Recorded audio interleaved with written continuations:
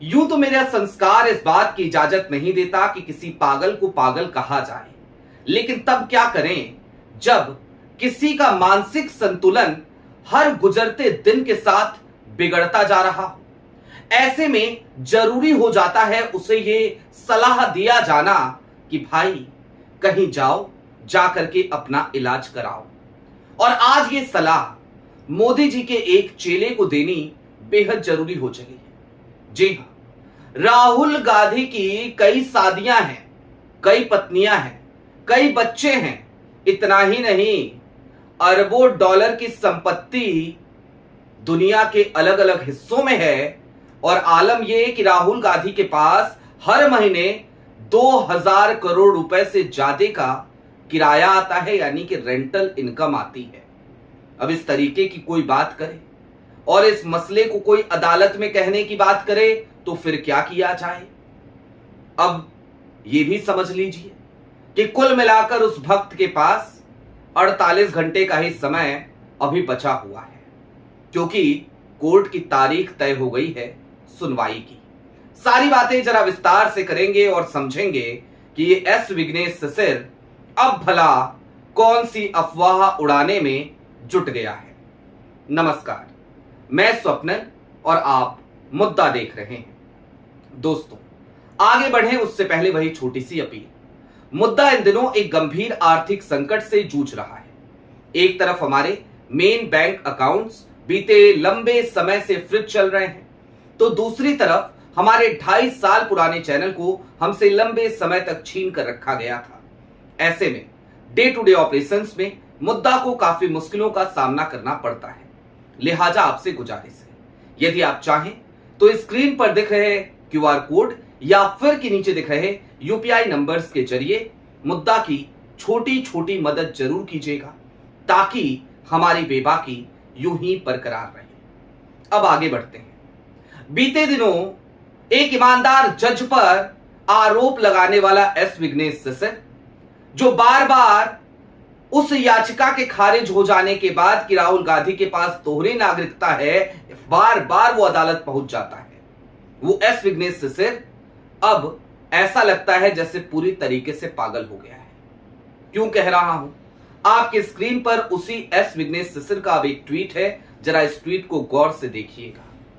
इस ट्वीट में इसने अंग्रेजी में लिखा है, मैं आपको हिंदी में बता देता हूं कि इसने क्या आरोप लगाया है। इसका आरोप यह है, पहला, कि राहुल गांधी के पास दुनिया के अलग अलग हिस्सों में, मसलन वियतनाम में, उज्बेकिस्तान में, अमेरिका में, संयुक्त अरब अमीरात में और लंदन में बिलियन डॉलर्स, अरबों डॉलर की संपत्ति है। और उसके बावजूद राहुल गांधी हर साल अपनी इनकम को 1 करोड़ ही बताते हैं। हालांकि इसने राहुल का नाम नहीं लिया, लेकिन अगर आप इसकी पूरी प्रोफाइल देखिए, जो इसने प्रोफाइलिंग करी है अपने आरोपों में, तो वो सारी बातें राहुल गांधी के लिए ही तो कह रहा है। नाम तो इसने जज साहब का भी नहीं लिया था उस समय पे, जब इसने जज साहब पे आरोप लगाए थे, जब जज साहब ने अपना एफआईआर दर्ज होने वाला आदेश पलट दिया था। दूसरा आरोप क्या लगाता है?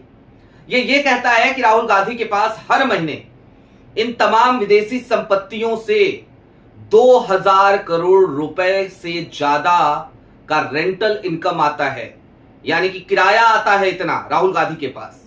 इतने पे ही नहीं ठहरता, ये चरित्र पे भी लांछन उठाता है और कहता है कि राहुल गांधी के बहुत सारे परिवार के सदस्य हैं, पत्नी हैं, पत्नियां हैं, बच्चे हैं, जिनका जिक्र राहुल गांधी अपने एफिडेविट में नहीं करते हैं।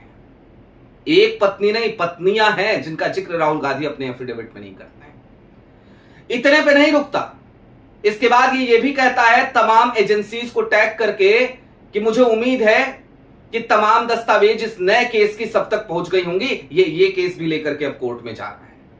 पता नहीं इसे बेइज्जत होने का कितना शौक है, ये एस विघ्नेश सिसिर समझे। लेकिन हां, अब जरा कुछ बातें और समझिए। मैंने 48 घंटे क्यों कहा? 28 अप्रैल की तारीख मुकर्रर हो गई है। जस्टिस सुभाष साहब ने तो केस को छोड़ दिया था। क्यों छोड़ा था वो भी आप सबको याद होगा। पहले उन्हें सरकारी वकीलों ने गुमराह किया कि नहीं, सीधे एफआईआर दर्ज करने का आदेश दे दीजिए, क्या जरूरत है राहुल गांधी को सुनने की, राहुल गांधी को नोटिस देने की? जज साहब ने मौखिक तौर पर वो फैसला सुना भी दिया। जब सुना दिया तो उसके बाद उन्होंने एक बार फिर से अपने फैसले को क्रॉस एग्जामिन किया, जब ऑर्डर टाइप हो रहा था उस वक्त पे, और फिर उन्होंने कहा कि ना, ये तो बड़ी भारी चूक हो गई, गलती हो गई। और उन्होंने तुरंत ही अपनी गलती सुधारी और कहा कि एफआईआर का आदेश जो मैंने दिया था उसे पलटा जाता है। एफआईआर नहीं होगी राहुल गांधी पर, राहुल गांधी को नोटिस जारी किया जाएगा, राहुल गांधी की बात फिर से सुनी जाएगी। जैसे ही अगले दिन यह फैसला हाईकोर्ट की वेबसाइट पर आया पलट के, एस विघ्नेश शिशिर बौखला गया।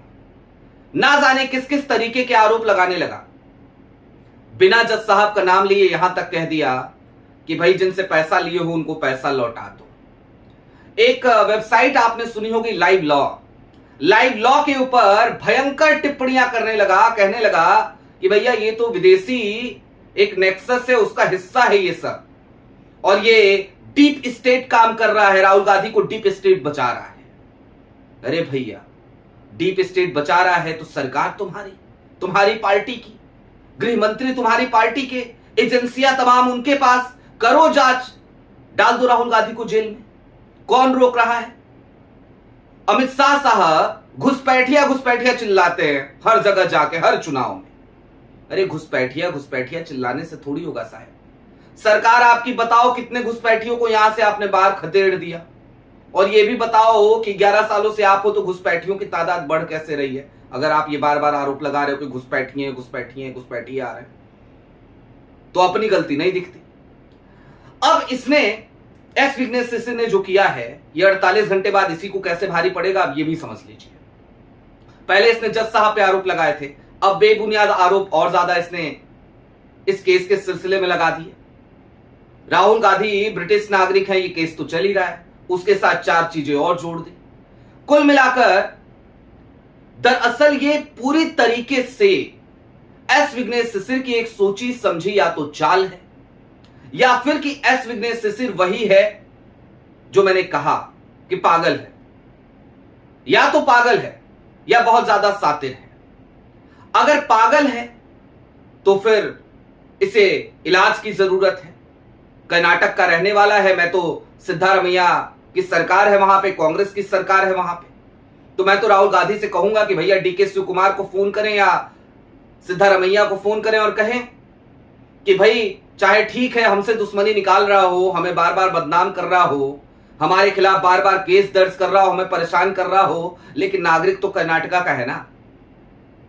तो नागरिक है कर्नाटका का, तो उसको जरा चिकित्सीय सुविधाएं मुहैया करा दी जाए ताकि उसका इलाज हो सके। या तो राहुल गांधी ये काम करे, और अगर ये शातिर है तो फिर राहुल गांधी को चाहिए कि उसी कर्नाटका में एफआईआर दर्ज कराए इसके खिलाफ, क्योंकि जिस तरीके का चरित्र हनन ये कर रहा है, ये जिस तरीके के आरोप आज लगा रहा है, ये आरोप देश के नेता प्रतिपक्ष पे लग रहे हैं। हिमंता बिस्वा शर्मा का केस ये अभी चल ही रहा है ना, देख रहे हैं ना आप उसमें क्या हो रहा है। पवन खेड़ा ने कुछ दस्तावेज उनके पास आए, वो दस्तावेज दिखाए और कहा कि भाई ये जानकारी मेरे पास आई है, केंद्रीय एजेंसियां इसकी जांच कर ली, यही तो कहा था। और उसमें भी उन्होंने मर्यादाओं को ताक पे नहीं रखा था, बहुत मर्यादित भाषा में, बहुत संतुलित भाषा में, सिर्फ और सिर्फ उन दस्तावेजों के आधार पर अपनी बात कही थी जो दस्तावेज उन तक पहुंचाए गए थे। उसके बावजूद उनकी अग्रिम जमानत की याचिकाएं खारिज हो रही हैं बार बार। उसके बावजूद आलम यह है कि उनके ऊपर गिरफ्तारी की तलवार लटक रही है। उसके बावजूद आलम यह है कि हिमंता बिस्वा शर्मा हाथ पैर धो करके उनके पीछे पड़े हैं। लेकिन दूसरी तरफ ये एस विघ्नेश शिशिर है, खुल्लम खुल्ला कुछ भी बोल रहा है। कभी जज साहब पे ऐसे आरोप लगा दे रहा है कि उनको केस छोड़ना पड़ रहा है, न्यायपालिका तक पे दबाव बनाने की कोशिश कर रहा है। और है क्या इसकी हैसियत? सिर्फ इतनी ही तो है कि भारतीय जनता पार्टी का कार्यकर्ता है, मोदी जी का चेला है, अंधभक्त है। इससे ज्यादा इसकी हैसियत क्या है? क्या भारतीय जनता पार्टी में किसी पद पर है ये? क्या किसी पद पर कार्यरत रहा है? क्या एक पार्षद भी रहा है कभी ये? नहीं, कुछ भी नहीं रहा। लेकिन सिर्फ भाजपा कार्यकर्ता है, इस वजह से खुलेआम घूम रहा है। सीआरपीएफ का कवर लेकर के घूम रहा है, जेट सिक्योरिटी मांग रहा है, वो भी दे देगी केंद्र सरकार इसे। लेकिन सोचने का विषय है दोस्तों ये कि अगर इस वक्त पर कांग्रेस के लोग नहीं जागे, एस विघ्नेश सिसर के खिलाफ उन्होंने खुद से एफआईआर दर्ज नहीं कराई, तो ये इस तरीके की हरकतों पर इसके अंकुश नहीं लगने वाली। ये लगातार इसी तरीके का काम करता रहेगा, क्योंकि अदालतों में तो इसे एक बार नहीं, ना जाने कितनी बार फटकार लग चुकी है। सबसे पहले जब इसकी दोहरी नागरिकता वाली याचिका को इलाहाबाद हाईकोर्ट ने खारिज किया था जस्टिस श्रीवास्तव ने, तब भी उन्होंने फटकार लगाई थी और कहा था कि कुछ हो जा रहा नहीं है, हम बार बार केंद्र सरकार से डिटेल मांग रहे हैं, डिटेल हमारे पास आ नहीं रही है, और नहीं आ रही है तो हम कब तक इस मामले को खींचते रहेंगे, क्यों कोर्ट का समय खराब करना, हम याचिका को खारिज करते हैं। सीधे खारिज कर दिया गया था उस समय इसकी याचिका को, फटकार लगाते हुए इसे। ये रायबरेली कोर्ट पहुंचा, वहां पे इसको डर लगने लगा, क्योंकि राहुल गांधी के समर्थकों ने नारे लगा दिए राहुल गांधी जिंदाबाद। तो उसके बाद इलाहाबाद हाईकोर्ट के लखनऊ बेंच में आकर के सिफारिश करने लगा कि हुजूर बचा लीजिए, बड़ा डर लग रहा है, जान को खतरा है, रायबरेली नहीं जाएंगे, लखनऊ में जरा मामला ट्रांसफर करवा दीजिए।